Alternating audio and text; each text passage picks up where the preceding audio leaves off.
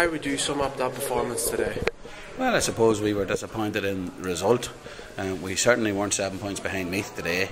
There was a few telling turns in the game. Conceding a goal straight after pulling a penalty back would have sucked the air. Losing a man in the first half was a massive loss.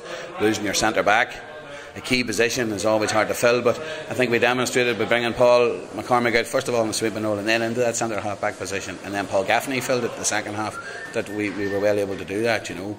And up front, I suppose at times in the second half we were a bit isolated for a goal which we needed to win the game. We were never going to peg 6 or 7 points back at that stage, and Meath, I suppose, regrouped and were able to play their extra man in defence. So, you know, overall it was a good enough performance. We're happy with it.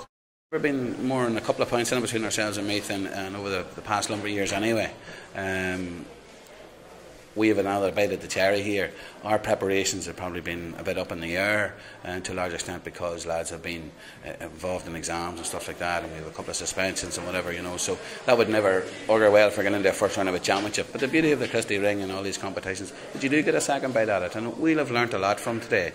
The lads will have got another go. We had 19 players played, you know, and the lads that come on are all young fellas, and a good lot of young lads started as well. So, you know, there's a good mix there, and we're moving in the right direction. It's my first game in the Christie Ring, and certainly a lot of these boys' first game, but it's not Armagh's first adventure as such. The last 3 or 4 years, 4 years ago I think they were in the Christie Ring, but there was 20 to 25 points of a difference between those teams and results. So at the end of the day, you know, hopefully the draw goes away, that we are playing teams that we have met in the league, and that we'll have learned as much about them as they have of us in the league, and maybe with a few surprises this spring, please God.